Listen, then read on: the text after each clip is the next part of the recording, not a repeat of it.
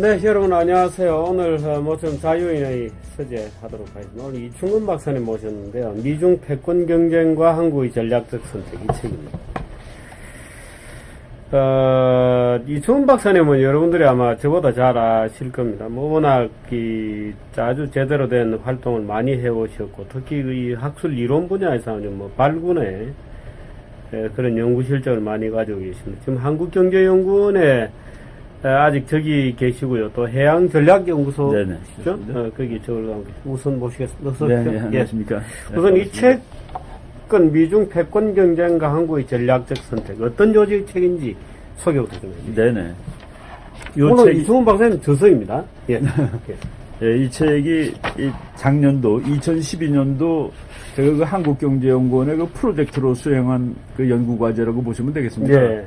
근데 이제 이 책의 내용이 이제 커지다 보니까, 어제 그 논문으로 끝나지 않고 뭐 한 400페이지가 넘는 책이 됐는데, 제가 이 책을 쓰게 된 이 가장 중요한 그 동기라고 한다면요. 예. 이제 지금 국제정치에 국가들의 이제 그 국력이 이렇게 변동하지 않습니까? 예. 근데 변동하는데, 지금 중국의 경제력이 이제 지난 한 30년 동안 뭐 매년 9%, 10%대로 이제 증강을 했고, 그러다 보니까 최근에 우리나라뿐만 아니라 전 세계적으로 이제 미국이란 나라의 패권 시대는 저물고 중국이 이제 패권국으로 올라가는 거다. 경제력으로도 중국이 1등이 될 거고, 그리고 군사력도 중국이 1등이 될 거다. 그런 얘기가 있는데, 일단 그것이 맞는 얘기인가를 한번 이제 분석을 해봐야 되겠다는 필요성이 있고. 바보들은 그렇게 생각하죠. 예, 하여간 이게 순수한 학문적 논리가 없이 이게 유행입니다. 흔히 이제 G2 이렇게도 얘기하잖아요. 그렇습니다. 예. 특히 이제 우리 박근혜 정부 들어서고 나서 이제 소위 외교, 국방 이런 데 대해서 좀 안다는 사람들이 일제히 나와서 이제 중국과 미국 사이에 무슨 등거리 외교를 해야 된다 또는 균형 외교를 해야 된다 이런 얘기를 그렇습니다. 헛소리를 많이 하기도 했죠. 예. 지금 우리 논설위원님이 헛소리라고 말씀하셨는데, 중국과 미국의 등거리라는 그 용어 자체가 참 우리한테는 이 위험한 말이 되는 거가 뭐냐면은, 지금 미국은 동맹국입니다. 그러니까 즉 한국에 전쟁이 나면은 미국이 우리나라를 구해주도록 약속이 돼 있는, 군사관계로 약속이 돼 있는 나라고, 중국은 우리랑 전쟁을 할 수 있는 북한 쪽하고 그런 관계를 맺고 있는 나라나 마찬가지입니다. 그렇죠. 근데 그 두 나라가 어떻게 등거리가 될 수 있느냐는 말하자면 가장 심각한 통일방해 세력이 중국이죠. 그렇죠. 그렇다고 볼 수 있는데, 그래서 제가 지금 중국이라는 나라가 부상하고 있는 건 사실이고, 미국하고 지금 G2라는 말도 지금 쓰고 있는데, 지금 한국이 아직까지는 우리가 상당히 편리한 전략을 갖고 있었습니다. 그러니까 뭐냐면은, 중국과 미국의 관계를 얘기할 때, 미국은 우리의 동맹국, 중국은 우리의 전략적 동반자, 그거는 미국과 중국의 사이가 아주 좋게 지나면은 언제든지 가능한 얘기인데, 지금 변해가는 국제정치를 보면은 그렇지 않을 가능성이 점점 높아지고 있거든요. 그럴 때 우리가 우리의 정책 대한 전략을 어떻게 해야 될 거냐, 이 논의가 있어야 되겠다는 그런 생각이 들었습니다. 근데 노무현 대통령 당시에 무슨 균형자론, 대양과 해륙의 균형자를 우리가 한다, 밸런스가 될 수 있다, 이런 얘기를 하면서 사실 굉장한 논란을 빚었고. 그렇죠. 결국 그게 그 당시에 한반도를 둘러싼 안보 상황의 급변이나 불안을 조성한 끝에 어떻든 최근에 NLL 문제까지 쭉 있었습니다만은, 사실은 중미 등거리 외교나 균형론 이런 따위에는 약간의 어떤 종북적 성향의 이상한 기운이 흐르고 있는 것은 분명해요. 그렇습니다. 우리가 이제 한국 사회의 기류가 순수히 학문적인 분석의 결과를 가지고 논의하는 것이 아니라, 자기의 신념체계, 이념, 여기에 의해서 이제 얘기를 합니다. 많은 사람들이, 이제 저희들이 국력을 분석하는 직업을 가지고 있는데, 국제정치는 결국은 국력을 정확히 분석하는 것이 목적입니다. 그런데 미국이 강하다라는 얘기를 하면은 예외 없이 친미주의자가 됩니다. 그리고 미국이 이제 중국한테 밀린다라고 그래야지 무슨 뭐 객관적인 학자처럼 이렇게 취급받는 이런 거는 안 된다라고 이제 생각하는 거죠. 미국의 시대는 끝났어. 뭐 이제 이런 식으로 얘기하면 그럴듯해 보이는 거죠. 그렇죠. 중국이 새롭게 떠오르고 있어. 뭐 이 책 내용부터 좀 소개를 해주세요. 예. 이 책 내용이 뭐 제가 이제 그래서 우리가 이 상황이 다가옵니다. 한국이 전략적 선택을 해야 될 지금 미국하고 중국이 패권을 가지고 경쟁을 하기 시작했습니다. 하기 시작했다는 것은 우리가 두 나라가 다 소중하죠. 미국은 이제 안보라든가 경제에서 소중하고 중국은 또 그동안 우리가 그 무역도 많이 했고 우리의 이 물건을 제조해서 또 선진국에 파는 그런 공장으로 역할도 하고 그러지 않았습니까? 그래서 두 나라가 다 중요한데 좋은 것은 아직까지 과거와 같이 미국으로부터는 안보를 보장받고 중국으로부터는 경제 이득을 얻고 그러면 제일 좋겠습니다만 뭐 경제 협력이 되고 하면 좋죠. 그게 이제 소위 평화적 이제 그렇죠. 공존의 방식들이에요. 그런데 지금 저는 지금 국제정치 변하는 모습이 미국과 중국이 서로 경쟁하는 방향으로 나가고 있다. 이게 전쟁까지 가지는 않겠습니다만은 상당히 그 긴장된 상태로 국제관계가 변하고 있고 이건 구조입니다. 구조.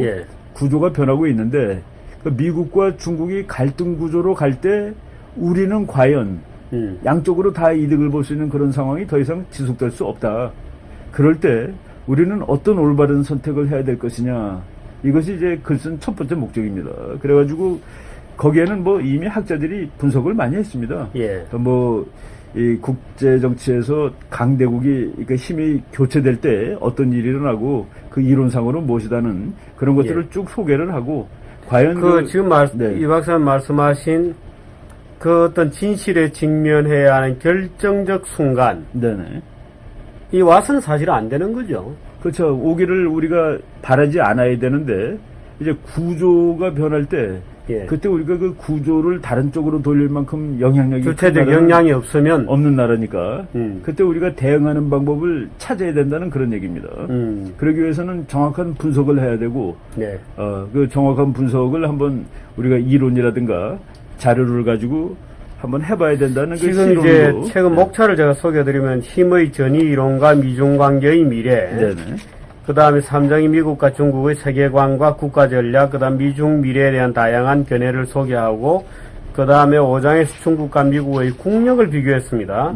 그 국력을 비교한 첫 절이 믿기 어려운 중국 관련 통계 뭐 이렇게 되어 있고, 그 다음 6장에서 이제 패권 영역을 벌일 것인가, 군사력은 어떻게 되느냐, 미국의 중국 전략, 뭐 미중 갈등 속에 뭐 한반도 우리의 선택은 뭐냐 이제 이런 논리로 쭉 흘러가는데 힘의 전위 이론 이렇게 2장부터 소개를 하고 있어요. 힘의 전위 이론이라는 게 뭐죠? 예를 들어서 파워 트랜지션 티어리 이렇게 티어리라고 그래가지고 이거가 벌써 이미 이 미국 학자들이 이제 주로 많이 연구를 하고 있습니다. 이 파워 트랜지션이라는 거는 국제 정치에서 어느 나라든지 그 힘의 성장 속도가 다릅니다. 그러니까 어느 나라는 뭐 5% 성장하는 나라가 있고 뭐 1% 성장하는 나라가 있고 그럴 텐데 주로 한 시대에 그 세계를 석권하는 나라가 항상 있었는데 그 나라는 여러 측면에다가 이 돈을 써야 되기 때문에 질서까지 유지해야 되기 때문에 세계 질서를 그래서 성장 속도가 두 번째, 세 번째 나라보다 보통 약합니다. 그러다 보면은 두 번째, 세 번째 나라가 힘이 늘어가지고 현재 세계를 지배하는 나라와 힘이 유사하게 됐을 때 그때 제일 힘이 유사한 나라가 온다. 전쟁을 일으켜가지고 1등 자리를 차지하려고 노력을 했고 그때 1등 국가가 어떻게 대응을 했냐는 그거에 대한 이론입니다. 그래서 이제 미국의 미시간 대학의 오건스키 교수라는 사람이 이제 맨 처음에 50년대에 만든 이론인데 파워 트랜지션 그렇죠. 지금 이 상황이 지금 미국과 중국의 상황인가? 그러면 이 이론에 의하면은 중국이 전쟁을 먼저 시작을 해야 되는 겁니다. 그리고 이제 이 이론이 가리키는 바는 미국이 이기는 거로 또 이제 나오죠. 독일이라든가 일본 이런 나라들이 영국을 능가하기 전에 도전을 했다가 실패했다 하는 그런 얘기들을 이 이론에서 그럼 예를 들어서 영국에서 미국으로 파워 시프트가 될 때는 말하자면 1차 대전이 있었죠. 1차 대전이 있고 2차 대전이 있게 되고. 근데 영국에서 미국으로 가는 과정에서는 오히려 무슨 영국과 미국이 전쟁을 한 건 아니잖아요. 전쟁을 한 건 아닌데 이제 미국이 GDP로 1등이 된 것은 1900년입니다. 이미 1800년대 후반에 1등이 됐는데 이제 국제 정치에서 이제 아주 그 액티브한 나라는 아니었거든요. 그래서 이 세계의 룰을 하던 나라는 영국입니다. 그리고 미국은 그 영국이 만든 룰을 그대로 잘 따라주는 나라였고, 근데 그 룰에 대한 도전자가 독일이나 이태리라든가 그렇죠. 이런 나라인데 결국 영국이 맞서 싸우는 거를 미국이 대신 싸워준 거가 됩니다. 그래서 그 영국이 패권을 유지하는데 그 패권 행사자가 미국으로 바뀌는 거죠. 그래서 이제 요 파워 트랜지션 이론에는 뭐 그 미국 영국이 그러니까 하나의 실체 비슷하게 이제 인식이 그러니까 되는 겁니다. 안티라기보다는 말하자면 영국이라고 하는 어떤 알 속에서 미국이라는 병아리가 나온 겁니다. 그렇죠, 그렇죠. 그래서 조금 성격이 다른 거고. 그것도 1차 대전 이후에 미국이 했어야 되는데 사실은 하려고 그랬었죠. 세계 그래서 리그 오브 네이션스, 그래서 UN 국제 기구, 그 국제 연맹을 만들었는데 미국 국내 사정상으로 미국 사람들은 야 우리가 전쟁에 이기고 왔으면 다시 들어와야지 무슨 세계를 우리가 지배하냐 해서 그걸 반대했습니다. 국회에서. 미국은 참 독특한 나라예요. 그래서 다시 또 전쟁이 또 나는 거죠. 그래서 2차 대전이 난 다음에 이제 미국이 이제는 우리가 이걸 맞지 않을 수가 없는 세계가 되었다 해갖고 이제 남은 겁니다. 그다음 패권 전쟁론이라는 게 이제 어떤 그런 갈등 구조 속에서 결국에는 헤게모니를 다투는 헤게모닉 워가 터진다. 그렇죠. 그래서 이 패권 전쟁론도 한 뭐 90년대, 80년대 미국 학자들이 연구를 했는데 패턴을 이제 밝혀보는 겁니다. 그래갖고 약 100년 정도마다 한 번씩 큰 전쟁이 이제 터졌는데 이게 그 지구의 지배권을 놓고 강대국들이 싸웠다라고 하는데 이것도 그 힘의 전 이론하고 이렇게 유사한 그런 이론입니다. 그리고 패권 전쟁론이 국제정치 이론 중에서 유명한 것은 아직까지는 국가들이 힘이 비슷할 때 평화가 온다. 이 이론은 한 나라가 완전히 세면 평화가 온다라고 얘기를 합니다.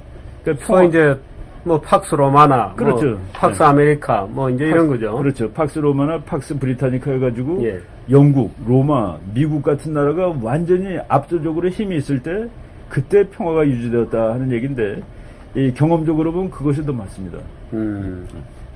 말하자면 사실 아시아의 그 지난 뭐 근대 이전까지만 하더라도 아시아의 평화는 말하자면 중국의 통일제국이 섰을 때, 그렇죠. 중국이 압도적으로 강할 때, 압도적으로 강할 때 이제 평화가 유지가 되었다가, 그렇죠. 이제 주변에서도 이제 말하자면 변방 세력들이 커지면 이제 전쟁이 또 일어나고 중국 정권이 교체되고, 그랬군요.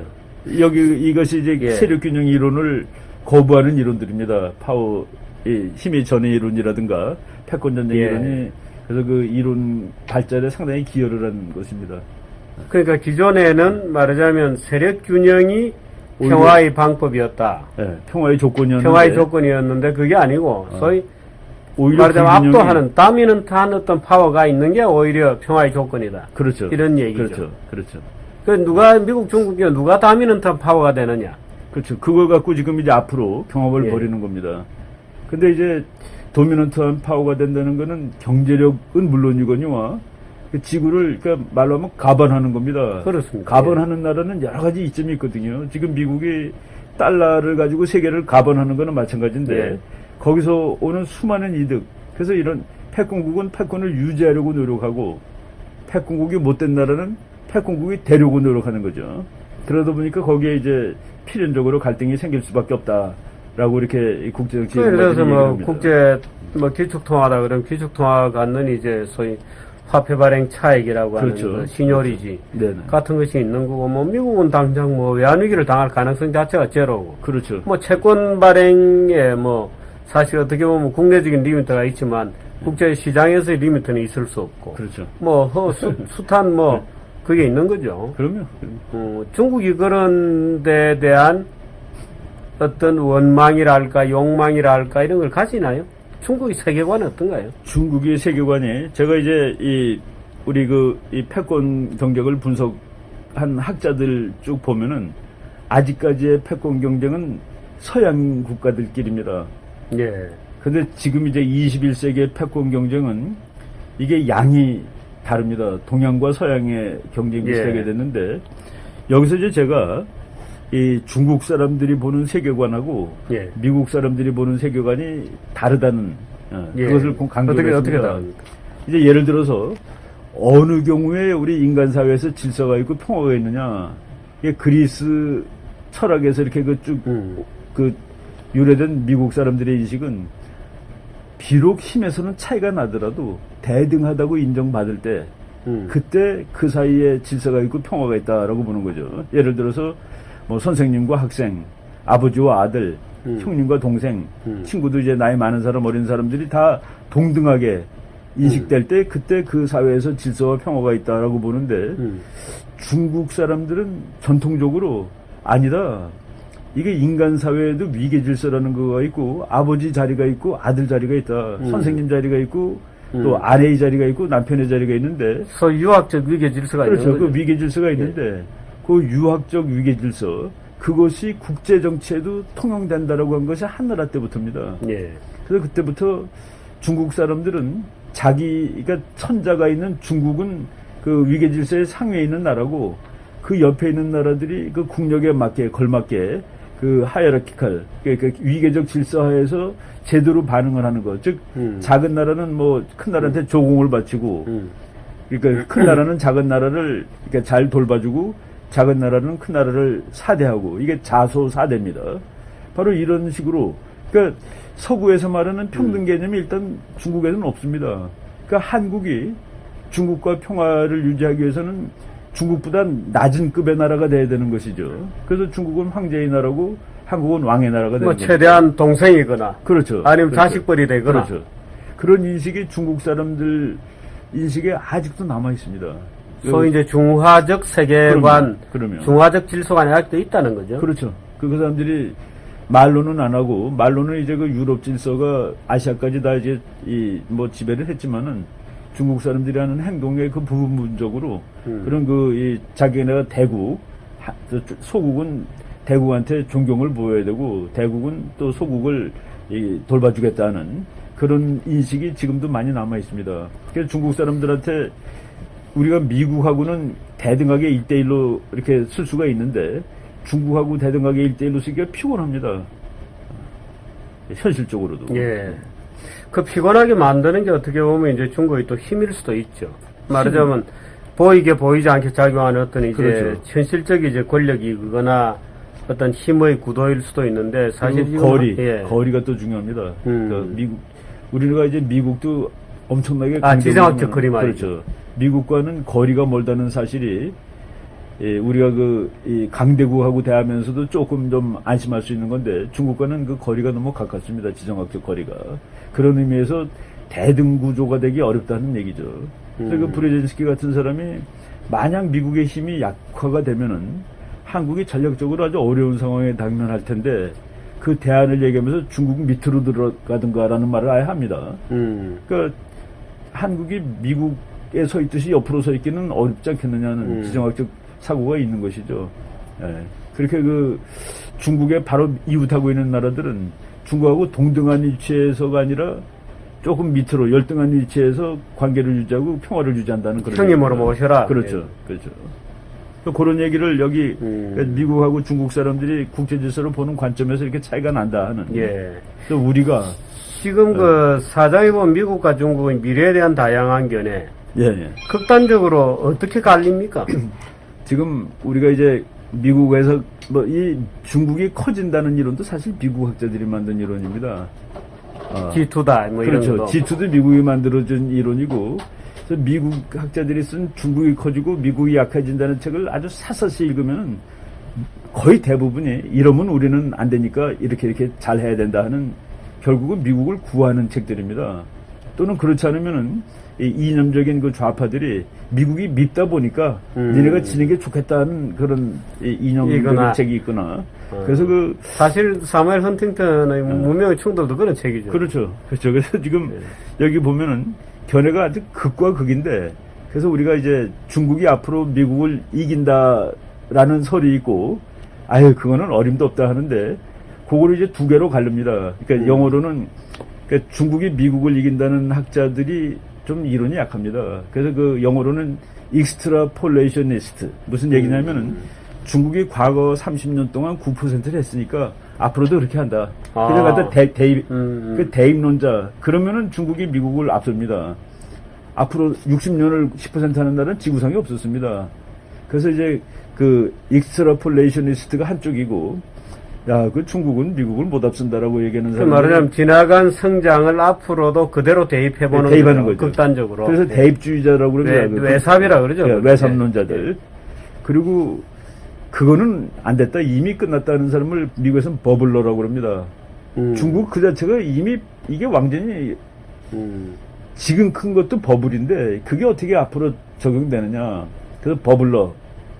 그래서 이제 그 중국의 미래가 경제가 발전할 거다는 거는 그 외삼론자하고 이 버블주의자하고 그 둘이 있고.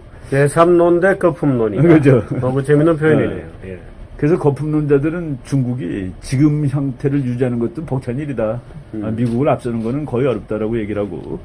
그리고 그러면 중국이 이제 그 두 가지가 견해가 갈리는데, 그러면 중국이 컸을 때 커진다고 가정을 할 경우에 미국하고 싸우는 나라가 될 거냐, 그냥 잘 지낼 거냐. 근데 지금 일부 세력은 야, 이게 지금 중국이 커진 거가 나 미국이 만들어놓은 멍석 위에서 춤을 춰서 커진 거다. 그렇습니다. 그 판을 안 낄 거다. 그래서 그 사람들을 우리가 판다라고 그럽니다. 판다곰이 이제 얌전하잖아요. 그러니까 판다스. 그러니까 중국이 커진다 하더라도 판다처럼 될 거다. 판다처럼 될 거다. 미국하고 안 싸운다. 그래서 어떤 사람은 이미 중국 경제는 미국에 융합됐다. 미국의 공장이다라고 보는 사람도 있고, 또는 뭐 they are playing our game. 중국은 우리가 만든 게임 하는 거 걱정할 거 없어라는 미국 사람들이 있습니다. 그리고 이제 거기에 아니다. 저건 커지면은 됩니다. 이건 전통적으로 힘이 커진 나라가 안 덤빌 수가 없다. 그래서 그렇게 보는 사람을 드래곤스라고 합니다. 그래서 이제 중국이 클 거냐 말 거냐가 갈라지고. 판다냐 드래곤이냐. 중국이 큰다라고 가정했을 때도 판다냐 드래곤이냐. 그래서 별의별 이론이 다 많습니다. 예. 그러니까 저는 판다주의자가 있고 드래곤주의자가 있는 거죠. 그러니까 이제 근데 아무래도 판다주의자 쪽은 버블러가 맞나요? 그러니까 그 판다하고 이 드래곤스는 전부 다 버블이 아니라 일단 큰다라고 가정을 할 경우에. 큰다라고 가정을 할 경우에. 네. 그러니까 이제 버블러도 있고. 그렇죠.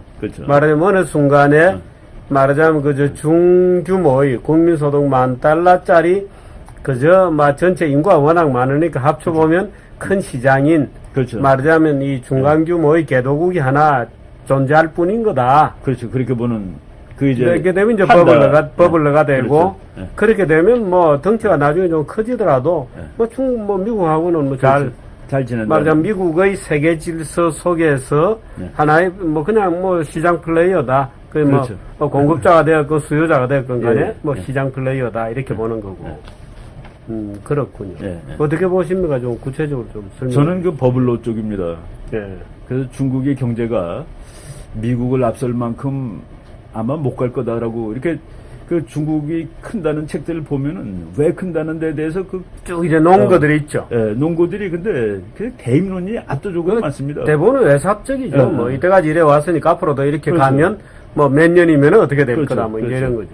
그러니까 그거는 대한민국이 예를 들어서 지난 그 90년대까지 7% 8%를 몇십 년 더 하면 그럼 우리가 일본 지금 앞설 수 있습니다. 사실 그런 논리라면은. 근데 그거는 이제 중국이 민주화될지도 모르고 이런 과정들을 이제 생각을 안 한 것이죠. 그래서 저는 그 버블러 쪽 입장을 취하는데, 그리고 실제로 수치들을 쭉 좀 보셨어요? 수치를 그래서 봤습니다. 그게 5장이군요. 그래서 이제 5장에서 이걸 그냥 말로만 할 게 아니라 진짜 데이터를 갖다 놓고 보자. 그래서 지난 몇십 년 동안에 어떻게 그 국력이 컸는 걸 보자 그러는데, 지금 우리나라 사람들이 못 보는 것 중에 하나가 미국이 클린턴 8년, 그 10년 동안에 압도적으로 성장을 합니다. 무지하게 빨리. 그러니까 선진국 중에서는 제일 빨리 크거든요. 그렇죠. 그때 이제 영국, 프랑스, 독일을 아주 엄청나게 앞서 놓습니다, 미국이. 그래서 그 2000년이 돼서는 진짜 패권국이 됐는데, 그때 이제 미국이 크는 거를 잘 보면은, 냉전이 끝난 다음에, 냉전 시대 때 미국의 연평균 3,500억 달러 정도를 국방비로 쓰다가, 냉전 끝난 10년, 국방비를 약 2,500억 달러 정도 씁니다. 그러니까 1조 달러가 거기서 비는 겁니다. 그러면서 미국이 이제 경제 성장이 이제 급격히 올라가고, 물론 이제 그때 중국도 많이 했지만, 그래서 미국이 다른 나라를 아주 확실하게 압도하는 그런 시기가 10년이 있은 다음에, 이제 부시 대통령의 이 9.11도 오고 그런 거죠. 그래서 이제 그 상황을 우리가 이제 정확히 알아야 되고, 그리고 중국이 경제력이 크는 거가 데이터가 좀 의심스럽다는 생각을 했습니다. 그래서 이제 우리나라 학자들이라든가 또 중국에서 발표한 거, 뭐 미국 학자들이 써놓은 거 이렇게 쭉 보면은 데이터, 그러니까 예를 들어 1990년서부터 2010년까지 경제 성장 이렇게 쭉 써놓은 걸 보면은 20% 넘는 애가 무지하게 많습니다. 캘큘레이터로 계산해 봤을 때. 예. 그래서 이거를 제가 이제 그 우리 연구원에 있는 경제학 박사님들한테 물어봤습니다. 이게 왜 이런 숫자가 20%가 예. 어떻게 나오냐. 평균 9%라는데. 그랬더니 그게 표준화되지 않은 겁니다. 그냥 20년 전 가격하고 지금 가격하고 그냥 같이 써놓은 거예요. 그러니까 퍼센트가 그래서 이거를 다시 이제 뭐 줄여보고 이러는데, 지금 세계에서 GDP 데이터를 내는 그 3대 기관이 IMF, 월드뱅크, 미국 CIA입니다. 예. 그 미국 그 세 기관에서 일본 데이터는 일본하고 미국 거는 아무리 차이가 나도 3% 미만 차이 납니다. 그 세 군데가 발표하는 데가. 예. 근데 중국 거는 뭐 10%, 20% 차이가 납니다. 아, 그래요? 예. 그걸 이렇게 유심히 보니까, 이게 중국 거는 그 월드뱅크하고 CIA하고 IMF 셋이 발표하는 거 제일 큰 거하고 제일 작은 거가 10% 이상 차이 납니다. 그렇게 되면 전체 상이 완전히 달라지는 거예요. 그래서 그림이 다르게 나오는 것이죠. 그림이 다르게 나오는 겁니다. 그래서 이거를 어느 것이 맞는지에 대해서 지금 모릅니다. 그래서 제가 쭉 뒤져보니까. 근데 예를 들어 숫자 이전에 우리가 일단 중국의 상해나 이런 데 북경에 가보면 일단 천지개벽이 일어났던 거는 분명해요. 그럼요. 근데 저게 이제 또 워낙 사실은 기저가 낮았기 때문에 국민소득이 아주 낮은 단계에서 예를 들어서 뭐 배 또는 뭐 4배정 이렇게 만들어내는 프로세스 자체는 아주 심플하다고 보고, 네네. 문제는 예를 들어서 $10,000 브레이크스루를 하느냐 안 하느냐, 또는 거기에서부터 소위 어떻게 기술 혁신이 일어나고, 그 기술 혁신이 일어나고 경제가 더 가기 위해서는 사회구조가 어떻게 바뀌어져야 되고, 네. 하는 이제 어떤 그 통과해야 되는 지역이 있는데, 네. 뭐 정치적인 지뢰밭일 수도 있고 민주화 과정일 수도 있고 경제적으로는 어떤 혁신 시스템일 수도 있는데, 중국은 아직은 그 밑에 있는 게 분명하고 그 밑에서 뭔가 장애에 부딪히고 있다는 느낌을 주고 있잖아요. 그렇습니다. 그게 숫자로도 어느 정도 보이나요? 숫자로도 보이고, 중국이 이제 패권국이 되려면 경제력뿐만 아니라 군사력이 늘어야 되는데, 그렇죠. 중국이 군사력 발표하는 거는 미국에서 보통 2배 내지 3배를 곱해서 다시 발표합니다. 미국에서 곱해가지고. 그러니까 예를 들어 중국이 금년에 이 국방비가 얼마다, 예를 들어 X다라고 예. 발표하면 미국이 그건 거짓말이야. 2X가 맞아. 또는 3X가 맞아. 2배, 3배씩 늘립니다. 그거 왜 그렇죠? 그러니까 니네가 발표하는 통계 자체를 아예 우리는 안 믿는다는 그 얘기죠. 그래서 지금 근데 왜 그게 바이가 되죠? 곱하기가 되죠? 그러니까 중국이 우리는 300억 쓴다 그럴 때 미국이 1,000억이야 라고 발표하는 겁니다. 늘 거짓말하지 마. 왜 거짓말하는 거야는. 중국은 고의적으로 낮추나요? 고의적으로 낮추죠. 군사력은? 그렇죠. 군사력은 고의적으로 낮추고, 그리고 경제력은 좀 더 불리고, 그러는 패턴을 제가 이 데이터가 정확하지 않으면 분석이 안 되는 거 아니겠습니까? 그렇습니다. 이 데이터의 신뢰성 같은 걸 이렇게 보는데, 일단 첫째가 자료들마다 너무 사이가 다르다. 특히 이제 군사력 자료는 영국에서 이제 밀리터리 밸런스라는 아주 그 오래된 잡지죠. 예. 거기에 한 몇 년 전 걸 보면은 중국 거는 발표하는 것에 2 내지 4를 곱해라라고 되어 있습니다. 그러니까 그것마저도, 그러니까 미국은 그거를 투명성이라고 얘기를 하죠. 너의 군사력은 투명하지가 않다라고 얘기하는데, 제일 최근 거 중국이 드디어 이제 우리가 1,000억이 넘었다라고 발표했습니다. 미국은 한 7,000억 되죠, 군사비가. 예. 근데 1,000억이 넘었다 발표하는 금년에도 미국은 중국 거를 한 5-60% 이상 되는 거로 계산합니다. 이건 니네가 발표한 것보다 몇십 % 더 많은 거야, 실제는. 그러니까 군사 데이터는 뭐 이 말할 것도 없고, 이 경제 데이터도 중국이 발표하는 그 수치를 그대로 믿을 수 없다는 그런 점을 제가 이제 여기서 지적을 했습니다. 찾다 보니까 이제 그걸 직접 부딪히고. 그렇겠네요. 예. 근데 사실 중국의 통계에 대해서 의심스럽다고 주장하는 학자들은 꽤 있어요. 네. 예를 들면 폴 크루그만 같은 경우에는 중국 내부의 투자율하고 국제 그렇죠. 수지의 관계를 보면 전혀 있을 수 없는 통계가 나온다. 그러면 이건 도저히 성립이 안 되는 거다. 1 더하기 1은 1이고 뭐 좌우 대변이 맞아야 되는데 이 전혀 계산이 안 맞다. 하는 이제 그런 분석을 해요. 근데 네. 아마 이 군사력 분야도 뭐 2~3배 정도까지 된다 그러면 그건 상당히 고의적으로 아마 뭔가 숫자를 마사지를 하고 있다 이렇게 밖에는 볼 수 없는 그렇죠. 건데. 그렇죠. 여기 제가 그 뭐 중국 군사력 계산이 여기에 그 아주 자세하게 다 썼습니다. 몇 년도에 중국이 예. 발표한 거는 얼마인데 221페이지군요. 뭐 미국은 아니 그거보다 또 뒤입니다.